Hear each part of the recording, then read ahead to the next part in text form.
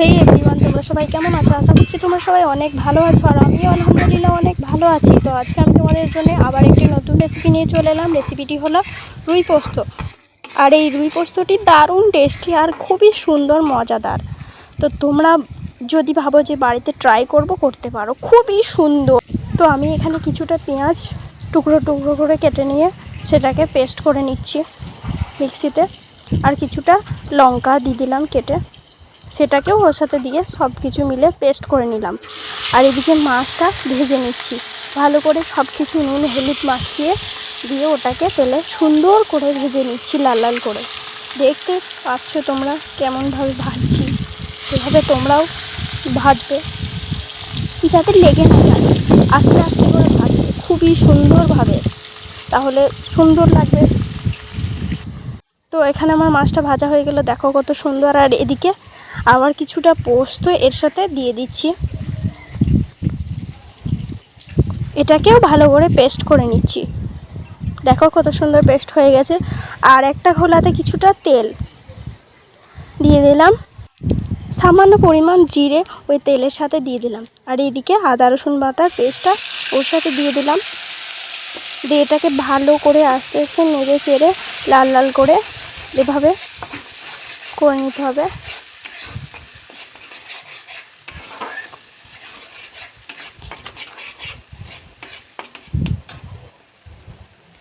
দেখো কত সুন্দর লবণীয় হয়ে গেছে।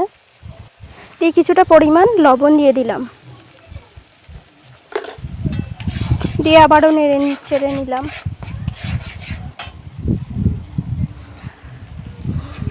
তারপর কিছুটা লঙ্কার গুঁড়ো দিয়ে দিলাম,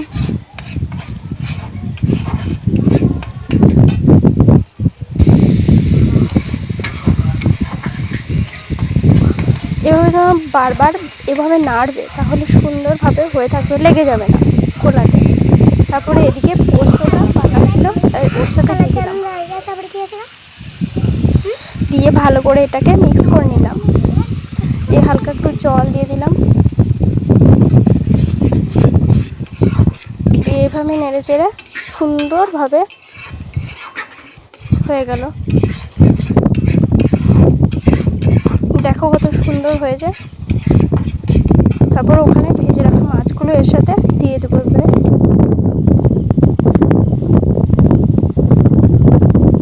দেখো কত সুন্দর, তাই না? দেখো এবারে মাছগুলো এর সাথে দিয়ে দিচ্ছি একটা করে।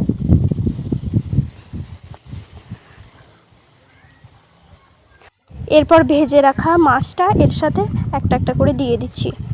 সাইডে সাইডে ফাঁক ফাঁক করে দেবে যাতে লেগে না যায়, আর লেগে গেলেই ভেঙে যাবে, চাপ পাবে, সেই জন্য একটু সাইড করে দেবে যাতে সুন্দরভাবে থাকে।